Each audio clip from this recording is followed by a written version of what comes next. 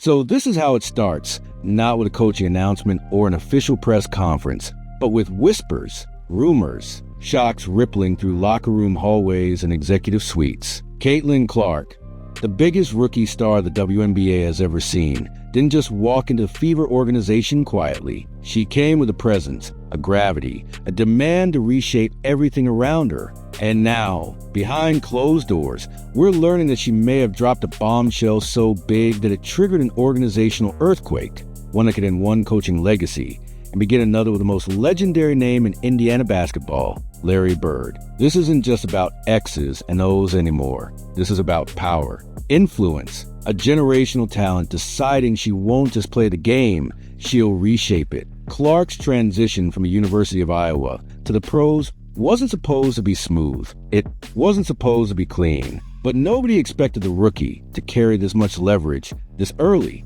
Yet here we are. Because according to insiders, a revelation Caitlin made in a private meeting may have forced a Fever to confront the one thing every franchise fears: misalignment at the top. Let's get one thing straight. Christie Sides is still the head coach of the Indiana Fever, but her seat, it's burning hot. And not because of poor performance on paper, but because of what's been happening behind the curtain. The body language, the timeouts, the miscommunications mid-game. You don't need to be a lip reader to see it. There's tension, disagreement, misfire after misfire when it comes to using the most electrifying player in the league. And if you think a franchise investing millions in a rookie phenomenon is going to let that friction fester, think again. The Fever weren't just gifted Clark. They were given a golden goose, a revenue generator, a marketing machine. And when she speaks, they don't just listen, they panic. Because what Caitlin wants, this organization now needs. And when she allegedly revealed that she didn't feel empowered within the current system, that wasn't just a red flag. That was DEFCON 1. A rookie, barely through her first season, expressing dissatisfaction? In most teams, that's a footnote. But in Indiana right now, that's a declaration of war. Here's where it gets wild. Larry Bird. That name isn't floating around accidentally. It's not a rumor mill gone rogue. It's deliberate, strategic. It's the organization testing the waters. Could the man who helped define basketball in Indiana come back, not to an NBA sideline, but to the WNBA hardwood?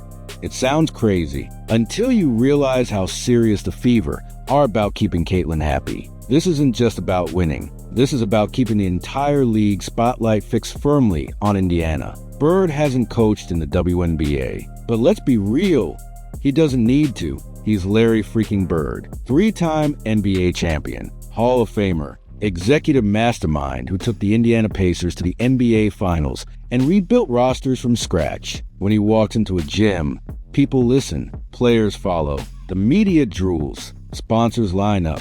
And if you're the Indiana Fever and you have a chance to bring that into your franchise, you at least take the call. People will say it's a publicity stunt, that it's gimmicky, that women's basketball needs women coaches. But here's the truth. It's about results. It's about trust. And if Caitlin Clark doesn't feel like she's in a system built for her strengths, then it doesn't matter what your resume says. Because every missed opportunity, every misused possession, every game where she's stuck in the corner while the offense sputters, that's millions in viewership, ticket sales, and merchandise slipping away. Don't forget, Clark didn't come from a rigid system. At Iowa, she was a son. The offense revolved around her. She had freedom, control. Her coach, Lisa Blooder, gave her the keys and got out of the way. That's what Clark thrives in. But now, she's adjusting to pro level, where schemes are tighter, possessions are slower, and trust is earned, not given. That's fine for most rookies. But Clark isn't most rookies. She's a brand,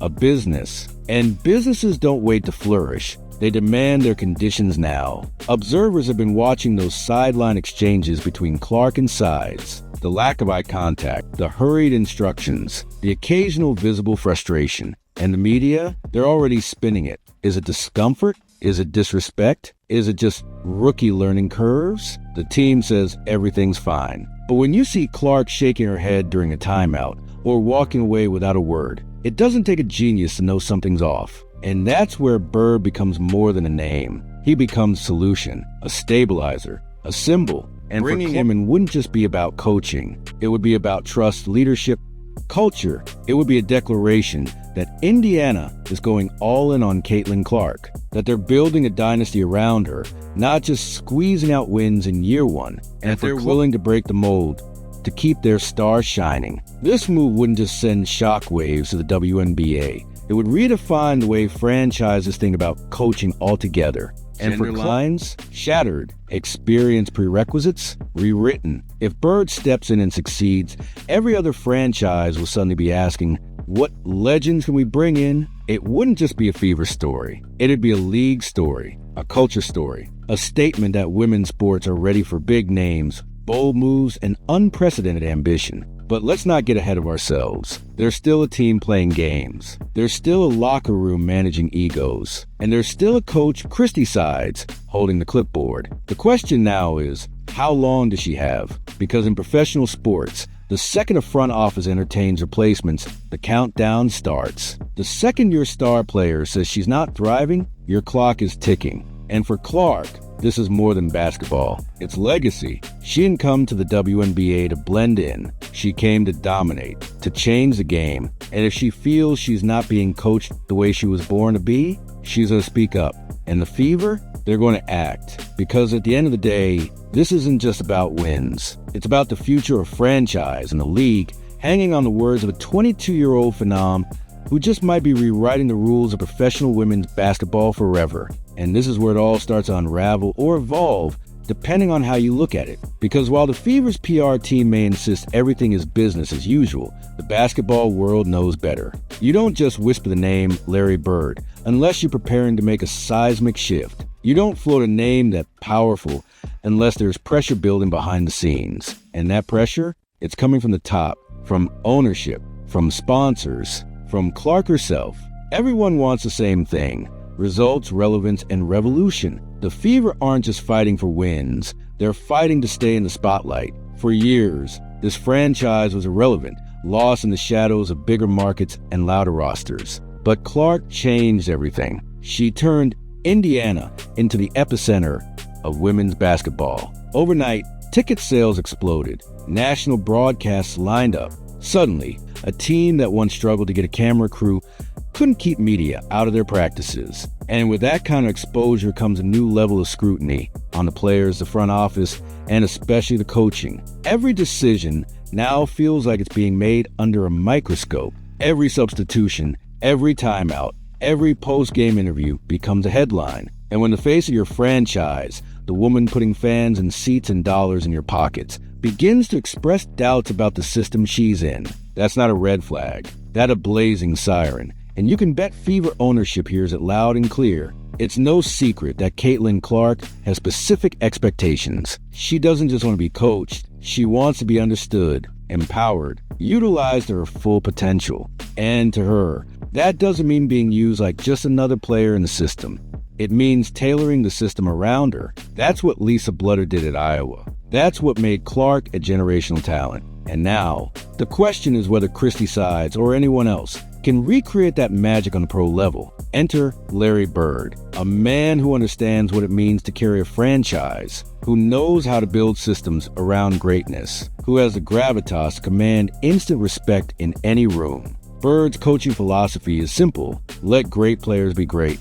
Give them the tools, the structure, and the freedom to thrive. He did it with Reggie Miller. He did it with Jermaine O'Neal. The idea that he can now do it with Clark, that's not just exciting, it's electrifying. And imagine the message it sends, not just to Clark, not just to the Fever, but to the entire WNBA, that this league isn't afraid to go bold, that it's willing to break traditions to elevate the game. Because if the Fever pull the trigger on Bird, you can bet other teams will follow. Suddenly, coaching searches get bigger, budgets get larger, and the profile of the WNBA, it skyrockets into a new stratosphere. But bold moves come with backlash. Already, critics are questioning the optics. Why not a former WNBA player? Why not invest in women with experience in the league? Those are fair points. But the Fever aren't looking for what's safe. They're looking for what's transformational. And if Bird brings results, it won't matter what gender he is. The scoreboard erases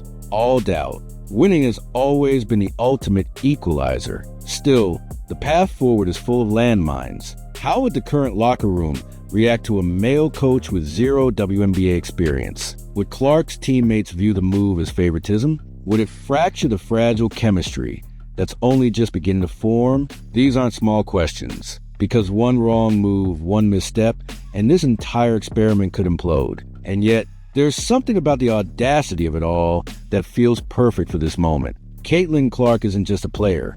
She's a disruptor. Her entire career has been about pushing boundaries, smashing records, and forcing people to rethink what's possible. Why should her coaching situation be any different? Why not continue the revolution she started by bringing in a coaching legend who's never coached in the women's game? This is about more than basketball. This is about power shifts, about star players having a voice, about franchises realizing that the old way isn't good enough anymore. And Clark isn't just hinting at change, she's demanding it. Whether she's explicitly said, "I want Larry Bird," or not doesn't matter. The fact that his name is even being entertained, that tells you everything you need to know. Let's also not ignore the long-term implications. If Bird comes in and the team wins, if Clark blossoms under his leadership, and the Fever start a championship run, you better believe this sets a precedent. Future WNBA stars will start calling their shots. I want this coach. I want that system. And franchises will listen, because they've seen what happens when you build around greatness. But if it fails, if the chemistry breaks, if Bird can't adapt to the WNBA's pace and culture, then the Fever will have burned a bridge. They'll have alienated potential coaching candidates. They'll have risked alienating the very culture of the league that's been so carefully cultivated for years. This move, if it happens, is the definition of boom or bust. And Caitlin Clark knows it. She's not naive. She understands her influence. That's why any revelation she made behind closed doors wasn't a rant. It was calculated, strategic. She's not just playing chess on the court. She's playing in the boardroom, too. And every move she makes sends ripples throughout the sport. And those ripples, they're starting to look more like waves. Already, sources close to the team are whispering about realignment, about philosophical differences, phrases that usually show up right before someone gets let go. The Fever may not be ready to make a formal announcement, but make no mistake, this is the calm before the storm. Executives are weighing their options, lawyers are reviewing contracts, and media outlets are standing by with pre-written headlines. The entire league can feel it coming. If you're Christie Sides, you have to be feeling the heat. She stepped into the job knowing the Caitlin Clark era would change everything. But did she truly understand the scale? Coaching in a market with no expectations is one thing. But when your point guard is single-handedly driving national ratings, you don't just coach games. You manage narratives, egos, and billion-dollar stakes. It's not clear if Sides ever signed up for that level of pressure. But that's where she is now, like it or not. Meanwhile, Larry Bird continues to be the ghost in the room. He hasn't said a word publicly. No interviews, no comments. But that silence, it speaks volumes. Because in basketball, when legends don't shut down rumors, they tend to be true. Bird knows better than anyone how to handle media speculation. And if he had no interest in coaching the Fever, one statement would shut the whole thing down. But there's nothing, just silence, just possibility. And that possibility is intoxicating. Fans are already designing mock jerseys with Bird on the back. Talk shows are dissecting what his offensive system might look like with Clark as a centerpiece. YouTube channels are putting together theoretical rotations, game plans, and even highlight edits of what this dream pairing could look like. The hype train has already left the station, and if the Fever don't act fast, they risk losing control of the story entirely. Because let's be honest, this is the WNBA's golden moment. Caitlin Clark isn't just a player, she's a movement. She's drawing fans who never cared before. She's converting skeptics into believers. And if there's one thing this league can't afford, it's for her to feel stifled, underused, or mismanaged. The wrong coaching choice could send shockwaves not just through Indiana, but through every marketing campaign, sponsorship deal, and TV broadcast lineup around her. And that's why the Bird conversation, as surreal as it sounds, makes perfect sense. This isn't just a basketball decision, it's a business one. It's about momentum, about making a statement that the Fever aren't just along for the ride. They're driving the future of women's basketball. And what better way to do that than by merging one of the game's most legendary minds with its most electric new star? But the stakes couldn't be higher. If Bird comes in and fails to connect with the locker room, it could fracture the team beyond repair. If players feel sidelined or dismissed, you'll subtly deal with morale issues, chemistry breakdowns, and media blowback that won't go away. Because for every fan excited by the headlines, there are players watching closely, wondering what this all means for them. And then there's the league office. You can bet WNBA executives are monitoring this closely. They've never faced a scenario quite like this, where a single player has the ability to tip the balance of power inside a franchise. The idea that a rookie could influence coaching hires would have been laughed at 5 years ago. Today, it's a reality, and depending on how it's handled, it could either usher in a new era of player-empowered leadership or send franchises spiraling into chaos, trying to appease superstars at all costs. Yet, Clark seems unbothered, focused, unapologetic. She's not asking for permission. She's doing what leaders do, raising concerns, offering solutions, and forcing the people in charge to act. Whether you love her assertiveness or fear its implications, one thing is undeniable. She's holding the keys now. And if she wants a new direction, the Fever will have to decide if they're ready to turn the wheel. The coming weeks will be critical. The Fever are approaching a crossroads that could define not just this season, but the next decade of their existence. Stay the course and hope the tension fades, or embrace the madness, roll the dice, and bring in a titan of the sport to guide their young phenom into superstardom? The choice won't be easy, but it will be historic, because one way or another, Caitlin Clark has forced the conversation. She's made everyone, from coaches to owners to fans, reevaluate what power looks like in the WNBA. And whether or not Larry Bird ultimately takes the job, the message has been sent. This is Clark's team. This is her era. And the Fever are either going to rise to meet it or be left behind in the dust of history. Whatever happens next, one thing's for sure.